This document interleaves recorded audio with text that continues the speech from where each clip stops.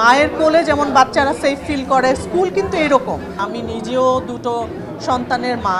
আমার বাচ্চাদের স্কুল, আমার বড় ছেলেটার স্কুল মাইলস্টোনের কাছাকাছি, প্রায় 1 কিলোমিটারের মধ্যে।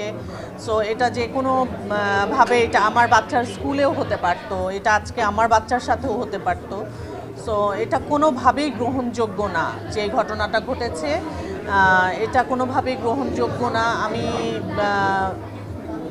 জানি না আসলে এর সমাধান কি, তবে আমি আশা করব সরকারিভাবে এই ধরনের বিষয়গুলোর যেন সমাধান হয়, যেন কোনোভাবেই আমরা ভবিষ্যতে এরকম আর কোনো ঘটনা আমরা দেখতে চাই না। আমরা আমাদের বাচ্চাদেরকে মানে সেফ একটা জায়গায় দেখতে চাই।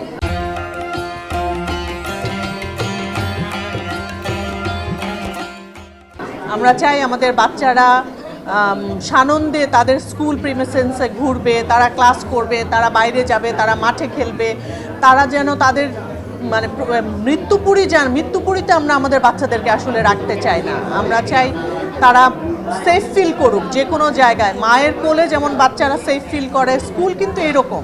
আমরা যখন বাচ্চাদেরকে স্কুলে দিয়ে আসি, আমরা কিন্তু নিশ্চিন্তে থাকি যে হ্যাঁ, আমার বাচ্চাকে আমি একটা সেফ একটা জায়গায় দিয়ে এসেছি। সেই সেফ জায়গাটাও যদি সেফ না হয়, যদি আমাদের মায়েদের মনে একটা ভয় কাজ করে, বাচ্চাদের মনে ভয় কাজ করে যে এটা আমার জন্য যে কোনো সময় মৃত্যুপুরী হতে পারে, তাহলে এর চেয়ে দুর্ভাগা জাতি আর কিছু নাই। আমার কাছে মনে হয় জাতি হিসেবে আমি নিজেকে অনেক দুর্ভাগ্য মনে করছি এই ঘটনাটার মধ্য দিয়ে। আমি যখন কেবিন ক্রু ছিলাম, ফ্লাইট অ্যাটেন্ডেন্ট হিসেবে অনেক সময়ই দুর্যোগপূর্ণ আবহাওয়ার মধ্যে পড়েছি। দেখা গেছে যে ফেরার পথে হয়তো ল্যান্ড করা যাচ্ছে না, আবার আমাদের ব্যাক করে চলে যেতে হয়েছে, বা চিটংয়ে গিয়ে ল্যান্ড করতে হয়েছে, এরকম হয়েছে। কিন্তু আসলে এই যান্ত্রিক ত্রুটি বা এই ধরনের সিচুয়েশনে পড়িনি, এবং এমার্জেন্সি কোনো ঘটনা আমার সাথে ঘটেনি বলেই এখন আপনাদের সামনে দাঁড়িয়ে আছি এবং দাঁড়িয়ে থাকতে পারছি, আলহামদুলিল্লাহ।